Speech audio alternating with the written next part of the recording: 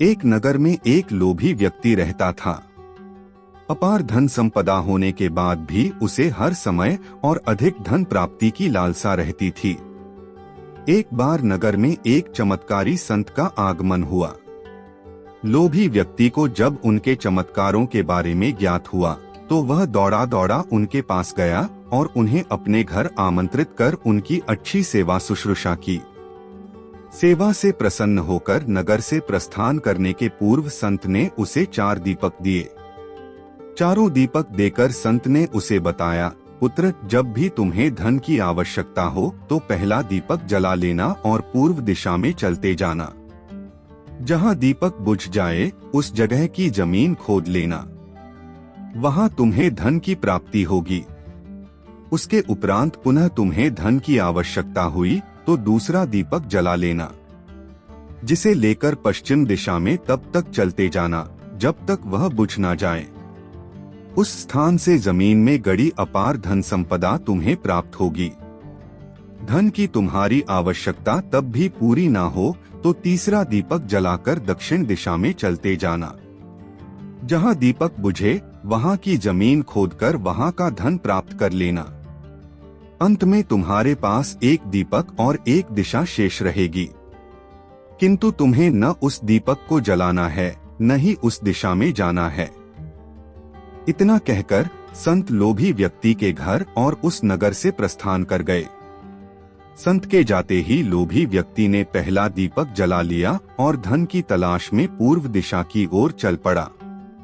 एक जंगल में दीपक बुझ गया। वहां की खुदाई करने पर उसे एक कलश प्राप्त हुआ। वह कलश सोने के आभूषणों से भरा हुआ था। लोभी व्यक्ति ने सोचा कि पहले दूसरी दिशाओं का धन प्राप्त कर लेता हूँ, फिर यहाँ का धन ले जाऊंगा। वह कलश वहीं झाड़ियों में छुपाकर उसने दूसरा दीपक जलाया और पश्चिम दिशा की ओर चल पड़ा। एक सुनसान स्थान में दूसरा दीपक बुझ गया। लोभी व्यक्ति ने वहां की जमीन खोदी। उसे वहां एक संदूक मिला जो सोने के सिक्कों से भरा हुआ था। लोभी व्यक्ति ने वह संदूक उसी गड्ढे में बाद में ले जाने के लिए छोड़ दिया। अब उसने तीसरा दीपक जलाया और दक्षिण दिशा की ओर बढ़ गया। वह दीपक एक पेड़ के नीचे बुझा। वहां जमीन के नीचे लोभी व्यक्ति को एक घड़ा मिला जिसमें हीरे मोती भरे हुए थे। इतना धन प्राप्त कर लोभी व्यक्ति प्रसन्न तो बहुत हुआ, किंतु उसका लोभ और बढ़ गया। वह अंतिम दीपक जलाकर उत्तर दिशा में जाने का विचार करने लगा, जिसके लिए उसे संत ने मना किया था। किंतु लोभ में अंधे हो चुके व्यक्ति ने सोचा कि अवश्य उस स्थान पर इन स्थानों से भी अधिक धन छुपा होगा जो संत स्वयं रखना चाहता होगा। मुझे तत्काल वहां जाकर उससे पहले उस धन को अपने कब्जे में ले लेना चाहिए। उसके बाद सारा जीवन मैं ऐशो आराम से बिताऊंगा। उसने अंतिम दीपक जला लिया और उत्तर दिशा में बढ़ने लगा। चलते चलते वह एक महल के सामने पहुंचा। वहां पहुंचते ही दीपक बुझ गया। दीपक बुझने के बाद लोभी व्यक्ति ने महल का द्वार खोल लिया और महल के भीतर प्रवेश कर महल के कक्षों में धन की तलाश करने लगा। एक कक्ष में उसे हीरे जवाहरातों का भंडार मिला, जिन्हें देख उसकी आंखें चौंधियां गई। अपार धन देख उसका लालच और बढ़ने लगा। कुछ आगे जाने पर उसे चक्की चलने की आवाज सुनाई पड़ी। वह एक कक्ष से आ रही थी।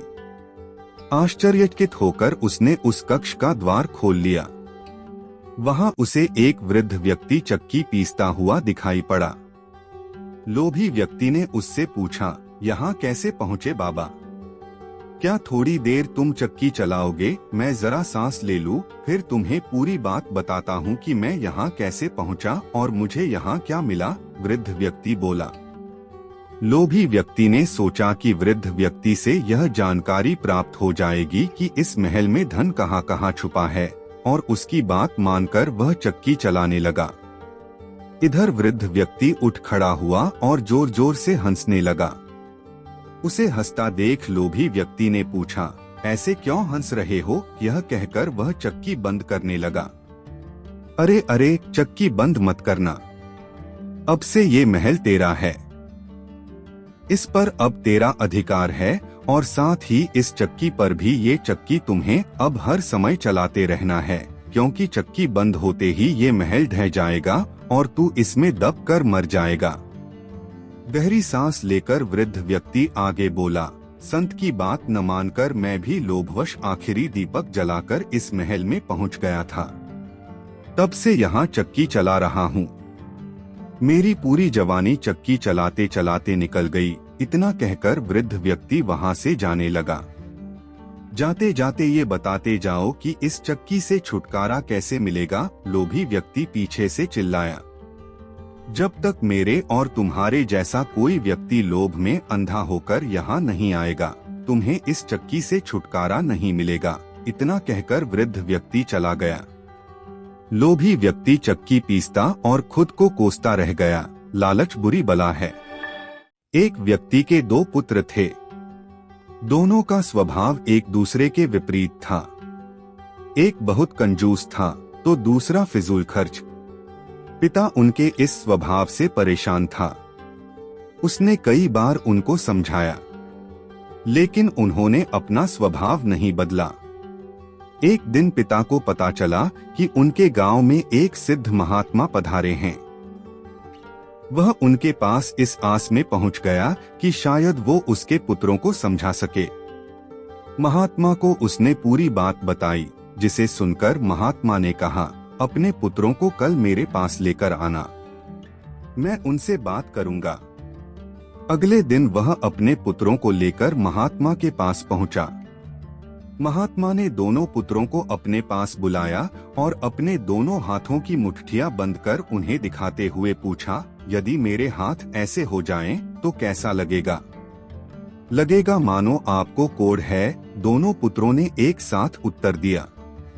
उसके बाद महात्मा ने अपनी मुट्ठी खोल ली, फिर अपनी दोनों हथेली फैलाकर उन्हें दिखाते हुए प्रश्न किया, यदि मेरे हाथ ऐसे हो जाएं, तो बताओ कैसा लगेगा?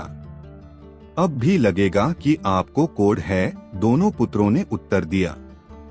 उत्तर सुनकर महात्मा गंभीर हो गए और उन्हें समझाने लगे, पुत्रों, अपनी मुट्ठी सदा बंद रखना या सदा खुली रखना एक तरह का कोढ़ ही है।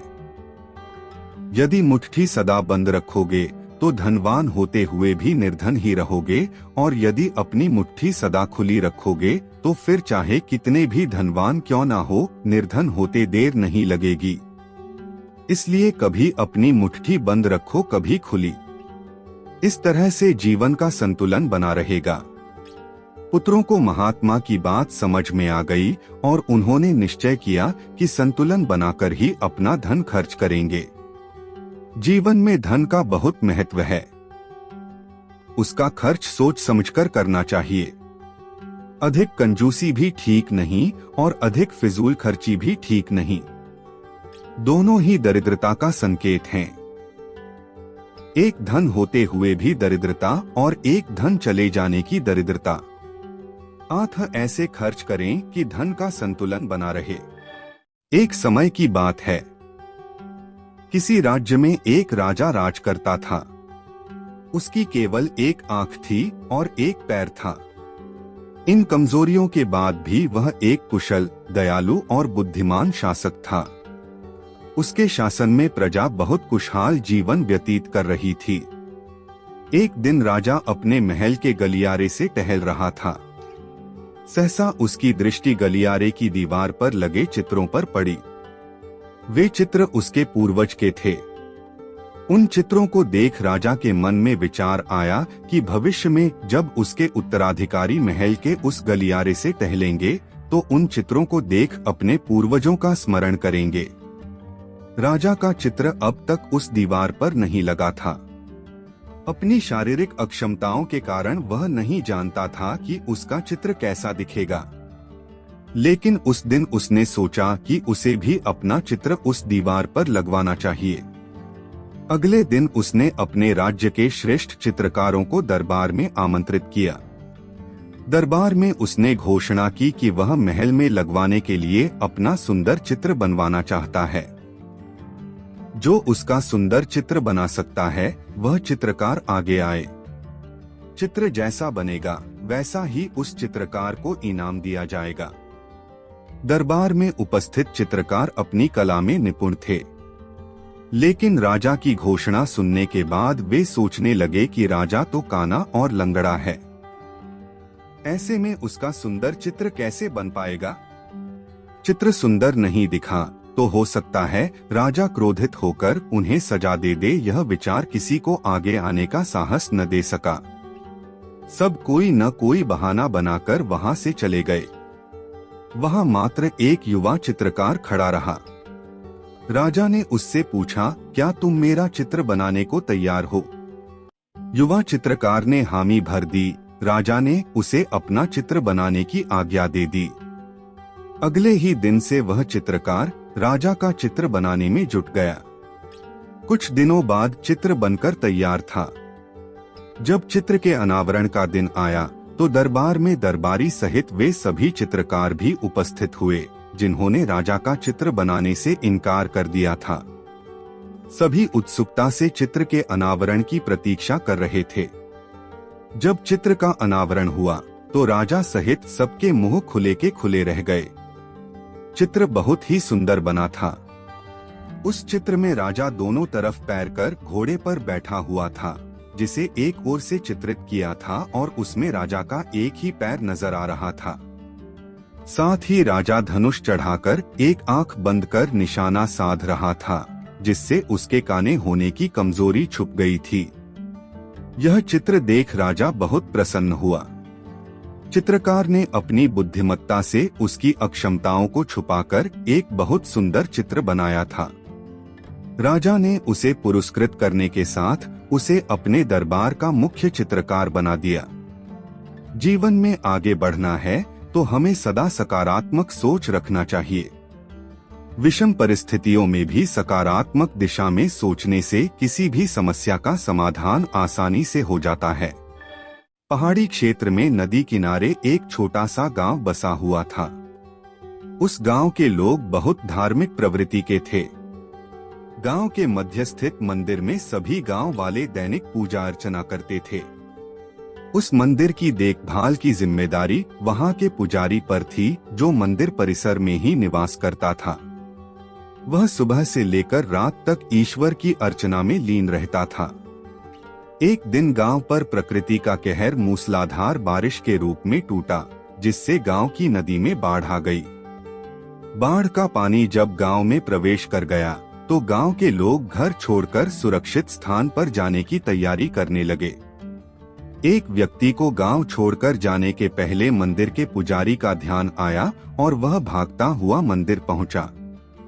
वहां पहुंचकर वह पुजारी से बोला, पंडित जी, बाढ़ का पानी हमारे घरों में घुसने लगा है। धीरे धीरे बढ़ते हुए वो मंदिर तक भी पहुंच जाएगा। यदि हमने गांव नहीं छोड़ा तो बाढ़ में बह जाएंगे। हम सभी सुरक्षित स्थान पर जा रहे हैं, आप भी हमारे साथ चलिए। लेकिन पंडित उस व्यक्ति के साथ जाने को राजी नहीं हुआ। वह बोला, मैं तुम लोगों जैसा नास्तिक नहीं हूँ। मुझे भगवान पर पूरा भरोसा है। पूरे जीवन मैंने उसकी आराधना की है। वह मुझे कुछ नहीं होने देगा। तुम लोगों को जाना है तो जाओ, मैं यहीं रहूंगा। पंडित की बात सुनकर वह व्यक्ति वापस चला गया। पंडित भगवान की प्रार्थना में लीन हो गया। कुछ ही देर में बाढ़ का पानी मंदिर तक पहुंच गया। बढ़ते बढ़ते वह पंडित के कमर तक पहुंच गया। ठीक उसी समय एक आदमी नाव लेकर वहां आया और पंडित से बोला, पंडित जी, मुझे गांव के एक आदमी ने बताया कि आप अब भी यहीं हैं। मैं आपको लेने आया हूँ, चलिए नाव पर बैठिए।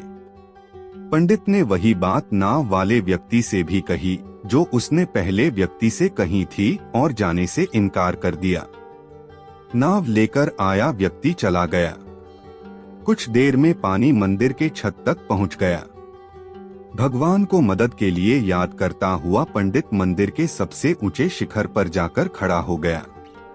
तभी वहां एक सुरक्षा दल हेलीकॉप्टर से आया और पंडित को बचाने के लिए रस्सी फेंकी। लेकिन पंडित ने वही बात दोहराते हुए रस्सी पकड़ने से इनकार कर दिया। सुरक्षा दल का हेलीकॉप्टर दूसरों को बचाने आगे चला गया। अब बाढ़ का पानी मंदिर के शिखर तक आ गया था। वहां खड़ा पंडित डूबने लगा। डूबने के पहले वह भगवान से शिकायत करते हुए बोला, भगवान, मैंने पूरा जीवन तुझे समर्पित कर दिया। मैंने तुझ पर इतना विश्वास रखा, फिर भी तुम मुझे बचाने नहीं आए। पंडित की शिकायत सुन भगवान प्रकट हुए और बोले, अरे मूर्ख, मैं 3 बार तुझे बचाने आया था। पहली बार मैं भागते हुए तुम्हारे पास आया और गांव वालों के साथ गांव छोड़कर चलने कहता रहा। फिर मैं नाव लेकर आया और अंत में हेलीकॉप्टर। अब इसमें मेरी क्या गलती कि तूने मुझे पहचाना नहीं? पंडित को अपनी गलती समझ में आ गई, लेकिन तब तक बहुत देर हो चुकी थी। जीवन में अवसर बिना बताए दस्तक देते हैं। हम उन्हें पहचान नहीं पाते और जीवन भर शिकायत करते रहते हैं कि अच्छा और सफल जीवन जीने का हमें अवसर ही प्राप्त नहीं हुआ। इसलिए अवसर किसी भी रूप में सामने आए, उसे अपने हाथ से ना जाने दें। एक समय की बात है। एक गांव में एक मूर्तिकार रहता था। मूर्तिकला के प्रति अत्यधिक प्रेम के कारण उसने अपना संपूर्ण जीवन मूर्तिकला को समर्पित कर दिया। परिणामतः वह इतना पारंगत हो गया कि उसकी बनाई हर मूर्ति जीवंत प्रतीत होती थी। उसकी बनाई मूर्तियों को देखने वाला उसकी कला की भूरी भूरी प्रशंसा करता था। उसके गांव में ही नहीं, बल्कि उसकी कला के चर्चे दूर दूर के नगर और गांव में होने लगे थे। ऐसी स्थिति में जैसा सामान्यतः होता है, वैसे ही मूर्तिकार के साथ भी हुआ। उसके भीतर अहंकार की भावना जागृत हो गई। वह स्वयं को सर्वश्रेष्ठ मूर्तिकार मानने लगा। उम्र बढ़ने के साथ जब उसका अंत समय निकट आने लगा, तो वह मृत्यु से बचने की युक्ति सोचने लगा। वह किसी भी तरह स्वयं को यमदूत की दृष्टि से बचाना चाहता था, ताकि वह उसके प्राण न हर सके। अंततः उसे एक युक्ति सूझ ही गई। उसने अपनी बेमिसाल मूर्तिकला का प्रदर्शन करते हुए 10 मूर्तियों का निर्माण किया। वे सभी मूर्तियां दिखने में हूबहू उसके समान थीं। निर्मित होने के पश्चात सभी मूर्तियां इतनी जीवंत प्रतीत होने लगी कि मूर्तियों और मूर्तिकार में कोई अंतर ही न रहा। मूर्तिकार उन मूर्तियों के मध्य जाकर खड़ा हो गया। युक्तिनुसार यमदूत का उसे इन मूर्तियों के मध्य पहचान पाना असंभव था। उसकी युक्ति कारगर भी सिद्ध हुई। जब यमदूत उसके प्राण हरने आया, तो 11 एक सरीकी मूर्तियों को देख चकित रह गया। वह उन मूर्तियों में अंतर कर पाने में असमर्थ था, किंतु उसे ज्ञात था कि इन्हीं मूर्तियों के मध्य मूर्तिकार छुपा बैठा है। मूर्तिकार के प्राण हरने के लिए उसकी पहचान आवश्यक थी। उसके प्राण न हर पाने का अर्थ था प्रकृति के नियम के विरुद्ध जाना। प्रकृति के नियम के अनुसार मूर्तिकार का अंत समय आ चुका था। मूर्तिकार की पहचान करने के लिए यमदूत हर मूर्ति को तोड़कर देख सकता था, किंतु वह कला का अपमान नहीं करना चाहता था। इसलिए इस समस्या का उसने एक अलग ही तोड़ निकाला। उसे मूर्तिकार के अहंकार का बोध था। अतः उसके अहंकार पर चोट करते हुए वह बोला, वास्तव में सब मूर्तियां कलात्मकता और सौंदर्य का अद्भुत संगम है। किंतु मूर्तिकार एक त्रुटि कर बैठा। यदि वो मेरे सम्मुख होता, तो मैं उसे उस त्रुटि से अवगत करा पाता। अपनी मूर्ति में त्रुटि की बात सुन अहंकारी मूर्तिकार का अहंकार जाग गया। उससे रहा नहीं गया और झट से अपने स्थान से हट गया और यमदूत से बोला, त्रुटि? असंभव। मेरी बनाई मूर्तियां सर्वदा त्रुटिहीन होती हैं। यमदूत की युक्ति काम कर चुकी थी। उसने मूर्तिकार को पकड़ लिया और बोला, बेजान मूर्तियां बोला नहीं करती और तुम बोल पड़े। यही तुम्हारी त्रुटि है कि अपने अहंकार पर तुम्हारा कोई बस नहीं। यमदूत मूर्तिकार के प्राण हरकर यमलोक वापस चला गया। अहंकार विनाश का कारण है। इसलिए अहंकार को कभी भी खुद पर हावी नहीं होने देना चाहिए। एक बार एक छोटी सी बच्ची हाथ में मिट्टी की गुल्लक लिए भागती हुई एक दवाई की दुकान पर गई। वह काफी देर तक वहां पर खड़ी रही, लेकिन दुकानदार का ध्यान उस पर नहीं गया क्योंकि वहां पर काफी भीड़ थी।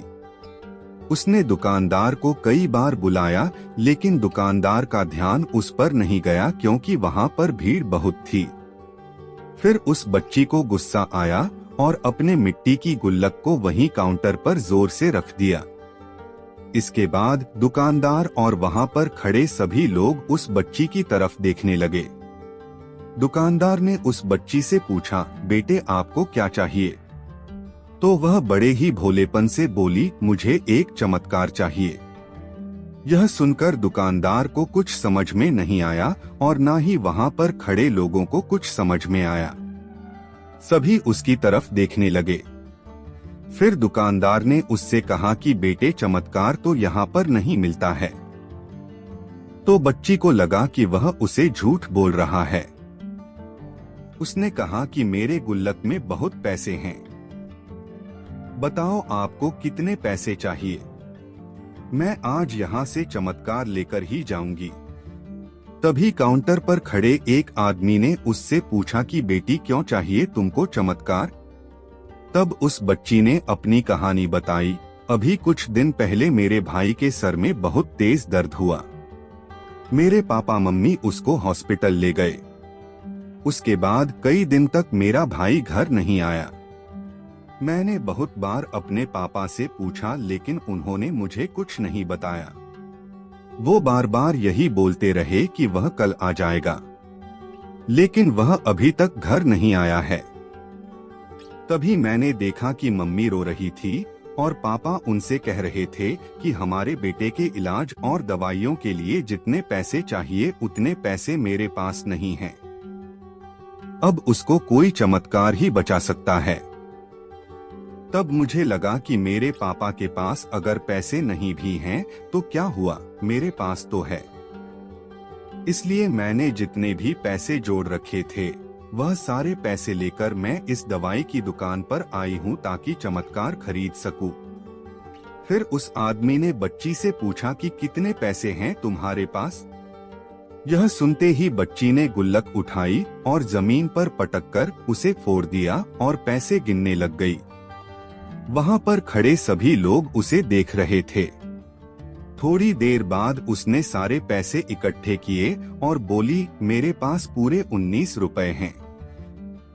वो जो आदमी वहां पर खड़ा था वह थोड़ा सा मुस्कुराया और बोला, अरे तुम्हारे पास तो पूरे पैसे हैं, इतने का ही तो आता है चमत्कार। यह सुनकर वह बच्ची बहुत खुश हो गई और बोली, चलो मैं आपको अपने पापा से मिलवाती हूँ। बाद में पता लगा कि वह आदमी कोई आम आदमी नहीं था, बल्कि एक बहुत बड़ा न्यूरो सर्जन था और उसने सिर्फ 19 रुपए में उसके भाई की सर्जरी कर दी। उसका भाई कुछ दिन बाद ठीक हो करके घर वापस आ गया। फिर कुछ दिन बाद वह बच्ची, उसका भाई, उसके पापा और मम्मी चारों एक साथ बैठे हुए थे और बात कर रहे थे। तभी उसकी मम्मी ने उसके पापा से पूछा कि अब तो बता दो, यह चमत्कार आपने किया कैसे? तब उन्होंने अपनी बेटी की तरफ देखकर कहा, चमत्कार मैंने नहीं, इसने किया है। तो यहाँ पर एक बहुत बड़ा सबक है जो हम उस छोटी सी बच्ची से सीख सकते हैं। जिंदगी में कभी कभी ऐसा होता है कि हमको कोई रास्ता नजर नहीं आ रहा होता है और हम लोग हिम्मत हार जाते हैं। तब हमारे अंदर एक बच्चा होता है जो कोशिश करने से कभी पीछे नहीं हटता है। वह हार मानने को तैयार ही नहीं होता है क्योंकि उसको ना शब्द समझ नहीं आता है। वह बच्चा जिसके लिए कुछ भी नामुमकिन नहीं है, क्योंकि वह हर हाल में कोशिश करता ही रहता है। एक बार एक बहुत बड़ा बिजनेसमैन एक छोटे से गांव में जाना चाहता था। उसका मकसद होता है उस गांव में एक बड़ी सी फैक्ट्री लगाना। वह एक ऐसी जगह पर पहुंच जाता है जहां पर उसके सामने एक नदी होती है और उस नदी के सामने वह गांव होता है। अब उसके सामने दो रास्ते थे। पहला यह कि वह सड़क के रास्ते घूमकर उस गांव तक पहुंचे, जिसमें लगभग 10 घंटे लगेंगे, क्योंकि वहां तक पहुंचने का कोई सीधा रास्ता नहीं था। दूसरा रास्ता यह था कि वह एक नाव में बैठकर नदी के रास्ते उस गांव तक पहुंच जाए, जिसमें केवल 20 मिनट ही लगते। तो अपना टाइम बचाने के लिए उसने उस नाव के जरिए गांव तक पहुंचने का फैसला किया। वह नाव बहुत छोटी सी थी, जिसमें एक तरफ वह आदमी बैठा था जो नाव चला रहा था और दूसरी तरफ वह बिजनेसमैन बैठा था। नाव में बैठने के थोड़ी देर बाद उस बिजनेसमैन ने नाव वाले से पूछा, तुझे पता है तेरी नाव में कौन बैठा है? नाव वाले ने बड़े भोलेपन से कहा, नहीं साहब, मैं नहीं जानता। तब बिजनेसमैन ने कहा, अरे तू अखबार नहीं पढ़ता है क्या? मेरी फोटो हर दूसरे तीसरे दिन अखबार में छपती है। नाव वाले ने कहा, अरे साहब, मुझे पढ़ना लिखना नहीं आता है। मैं बहुत छोटा सा था जब मेरे पिताजी गुजर गए थे और अपने परिवार का ध्यान रखने के लिए मैं बचपन से ही काम में लग गया, इसलिए मेरा स्कूल बचपन में ही छूट गया था। यह सुनकर उस बिजनेसमैन ने नाव वाले का मजाक उड़ाते हुए कहा, तुझे पढ़ना लिखना भी नहीं आता है, ऐसी जिंदगी का क्या फायदा? यह सुनकर उस नाव वाले को बुरा तो लगा, लेकिन उसने कुछ नहीं कहा। थोड़ी देर बाद वह बिजनेसमैन उस नाव वाले से बोला, अभी कुछ दिन बाद यह जो तू सामने जमीन देख रहा है ना, वहाँ मेरी एक बड़ी सी फैक्ट्री लगेगी जहाँ पर हम मिनरल वाटर की बॉटल्स बनाएंगे। उस नाव वाले को बात समझ नहीं आई। उसने कहा, किस चीज की फैक्ट्री? तो बिजनेसमैन ने बड़े रवैया से उससे कहा, वहाँ पानी की बोतलें बनेंगी जो तेरे गांव में नहीं बिकती लेकिन शहरों में बहुत बिकती है। तब नाव वाले ने कहा, अरे साहब, मुझे कहाँ पता होगा, मैं तो कभी इस गांव से बाहर निकला ही नहीं। फिर बिजनेसमैन ने उसके ऊपर हंसते हुए बोला, तू कभी इस गांव से बाहर तक नहीं गया, तुझे पता ही नहीं कि शहर क्या होता है, ऐसी जिंदगी का क्या फायदा? उसकी बात सुनकर नाव वाले को सच में यह लगने लगा कि उसकी जिंदगी किसी काम की नहीं है। यह सोचते हुए उसका नाव परसे से ध्यान हटा और नाव की एक बड़े से पत्थर से टक्कर हो गई, जिसकी वजह से नाव में पानी भरने लगा और नाव डूबने लगी। उस जगह पर पानी बहुत ही गहरा था और किनारा बहुत दूर था। नाव वाले को समझ आ गया कि अब इस नाव को बचाने का कोई तरीका नहीं है। फिर वह अपनी जान बचाने के लिए नदी में छलांग लगाने ही वाला था, तभी उसने बिजनेसमैन से पूछा, आपको तैरना तो आता है ना? बिजनेसमैन ने घबराकर पूछा, ऐसा क्यों पूछ रहे हो? मुझे तैरना नहीं आता है।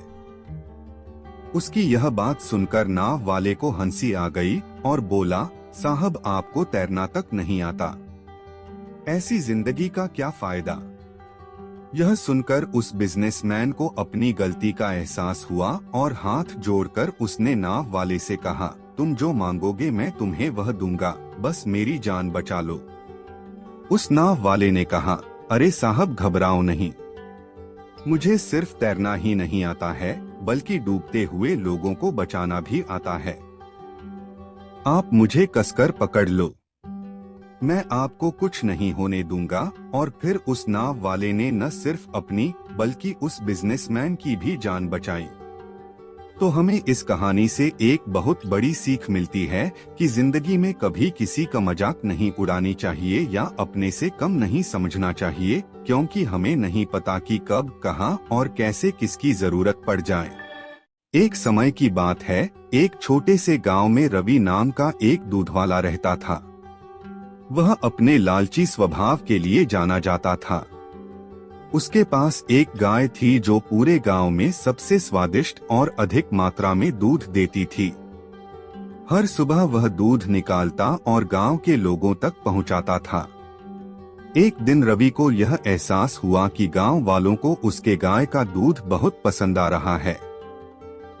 इस बात से उसे बहुत खुशी होती है और उसके लालची दिमाग में एक उपाय आता है। वह सोचता है कि अगर मैं दूध में पानी मिला दूं तो मैं अपना मुनाफा बढ़ा सकता हूं और किसी को पता भी नहीं चलेगा। उस दिन के बाद से रवि गांव वालों को दूध पहुंचाने से पहले उसमें पानी मिला देता था। उसे लगने लगा था कि वह बहुत चालाक हो गया है और उसके इस काम के बारे में किसी को पता नहीं चलेगा। गांव वालों को दूध के स्वाद में बदलाव नजर आता है क्योंकि उसका स्वाद अब पहले जैसा नहीं था। जल्द ही रवि के दूध में पानी मिलाने की खबर पूरे गांव में फैल जाती है। लोग शिकायत करने लगते हैं और उसके दूध का बहिष्कार करते हैं। लोगों को बहुत गुस्सा आता है क्योंकि उन्हें लगता है कि उन्होंने जिस पर भरोसा किया उसी ने उनके साथ धोखा किया है। रवि के गलत काम की वजह से उसका धंधा नीचे गिरने लगता है। उसे अपनी गलती का एहसास होता है, लेकिन अब बहुत देर हो चुकी थी। उसकी गांव वालों की नजर में जो इज्जत थी वह खत्म हो चुकी थी।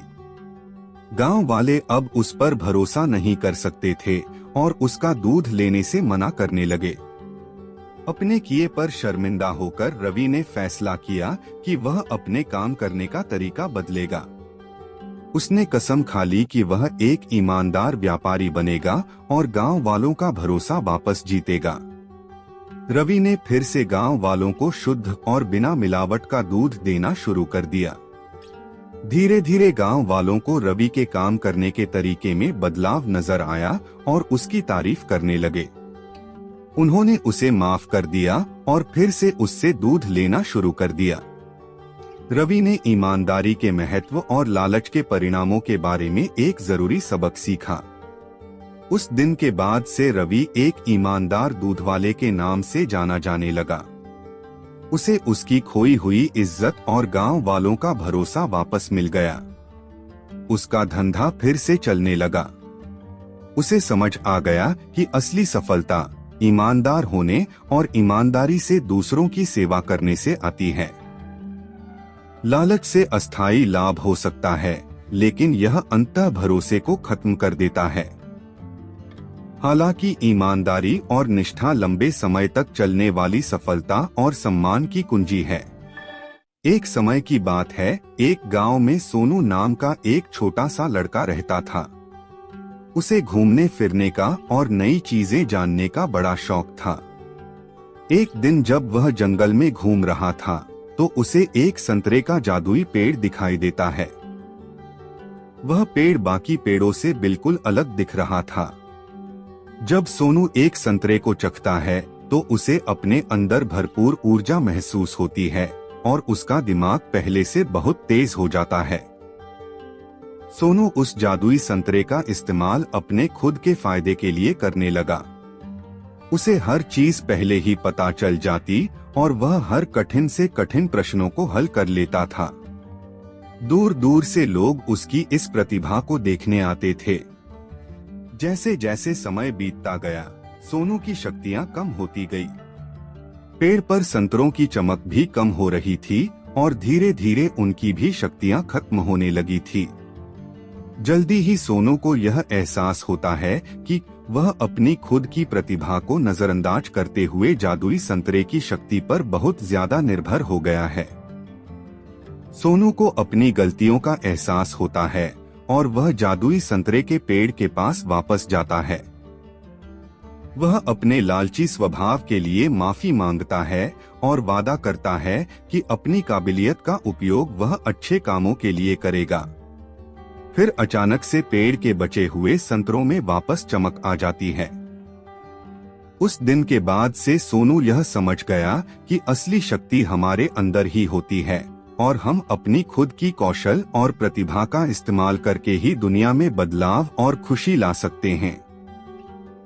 हमें सफलता प्राप्त करने के लिए किसी जादू या शक्ति के बाहरी स्रोतों पर निर्भर नहीं रहना चाहिए, बल्कि हमें अपनी क्षमताओं को बढ़ाने पर ध्यान देना चाहिए और उनका उपयोग करके दुनिया में सकारात्मक बदलाव लाना चाहिए।